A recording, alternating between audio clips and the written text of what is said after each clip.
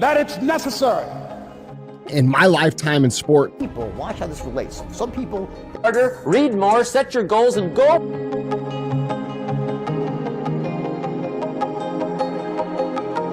People, watch how this relates. Some people, they have a really bright vision, a bold vision. It's great, grand vision, right? Amazing, wow, inspiring. But they have low standards. They're not willing to do the work.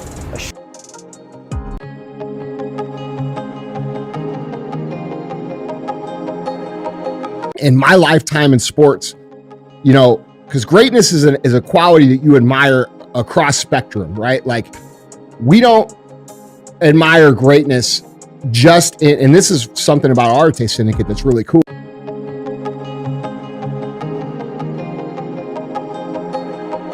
People, watch how this relates. Some people, they have a really bright vision, a bold vision. It's great, grand vision, right?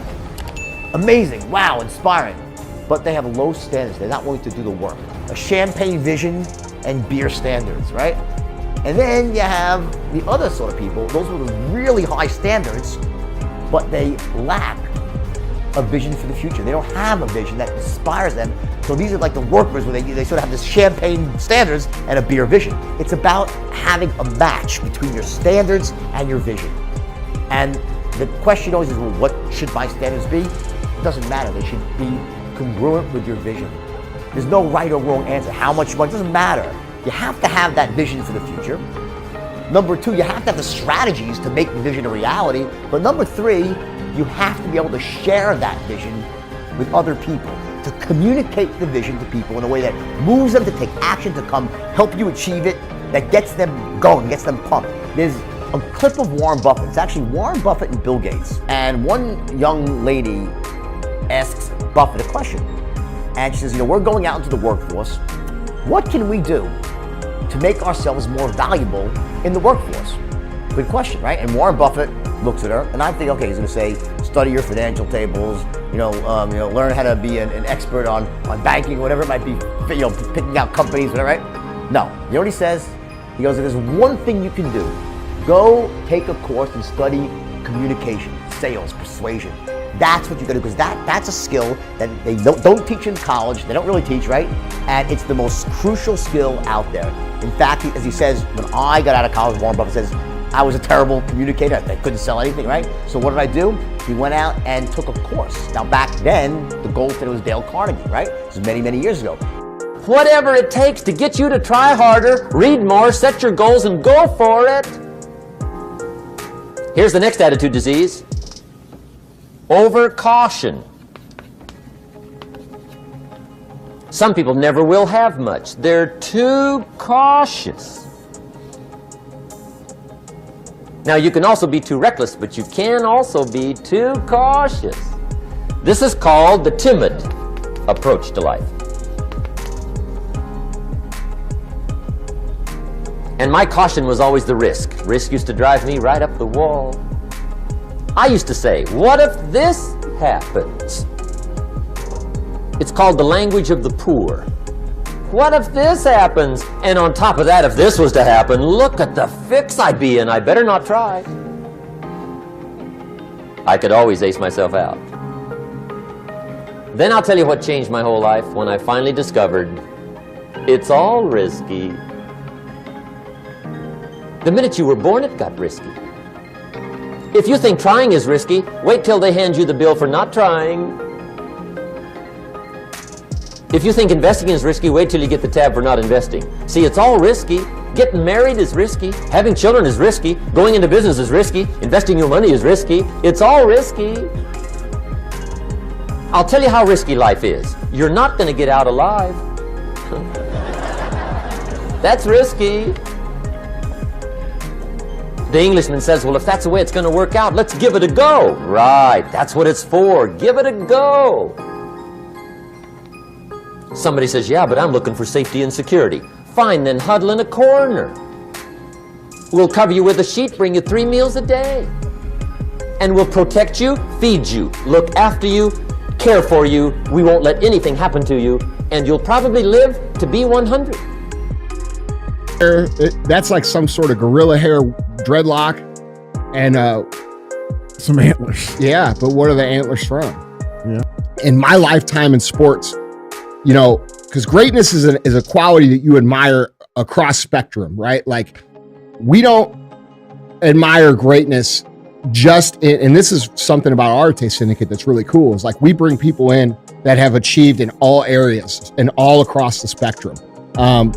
And we bring in the real people who built the stories that you've heard about to teach the fucking shit inside. So, but the point is, I respect greatness, whether it be you're a great athlete, whether you're a great musician, whether you're a great entrepreneur, whether you're just a great philanthropist or an organizer or just a great fucking set of parents, right? Like, greatness is applicable to all different areas. And so like when I see someone like Tom Brady, who is legitimately the greatest at what he did of all time, I don't feel like I'm in a place to judge whatever decision that motherfucker makes. And I appreciate his story. It's inspired me. You know, coming out of college, he was nobody. I remember watching the game. I was watching the game live when Drew Bledsoe got hurt and he got put in the game, and that started his career. I was watching, you know, I've watched his whole career. You know, he's a year or two older than me. I've watched him the whole time. I hated the Patriots with a passion, but I always loved Tom Brady. Yeah. You know what I'm saying? And I love that kind of greatness. I love that commitment to greatness. And, you know, I think the cool thing about Tom Brady's story is that while he was a good athlete, he wasn't a super gifted athlete. That he is the product of the things that we talk about on this show, which is perseverance and putting in the work when no one's watching and making sure that you do all the extra things and becoming a student of what it is that you do so that you can become great. And I think the coolest thing about Tom Brady is that he wasn't born that way. Yeah. He became that. He worked. And it's a true inspirational story, because there are guys that play sports that are so fucking athletically gifted that they just dominate, right? But he's just not one of them. And that's no disrespect to him. That it's necessary for us to begin to look at the future and know that it's possible that we can have our dream. Yes, it is. Other people have done it, then we can do it. We fail a lot of times. Well, a lot of other folks fail, and eventually they came back and they succeeded. So it's possible we can have what we want. And we know that we want to get it. It's necessary that we align ourselves with people that think like we do. It's necessary we get negative, do-nothing people out of our lives. It's necessary we never stop learning and growing and developing ourselves. It's necessary that we never give up. We know that it's you, it's me. It's being responsible for our stuff and deciding that we're going to keep on keeping on, that we're going to find a way to win or find a way to make it happen. And we know it's hard. It's not going to be a picnic. Yes, it's hard, and we will do it hard. And once we do it hard and we go through it, we realize it was worth it. And once you discover it was worth it, it is done. It's done.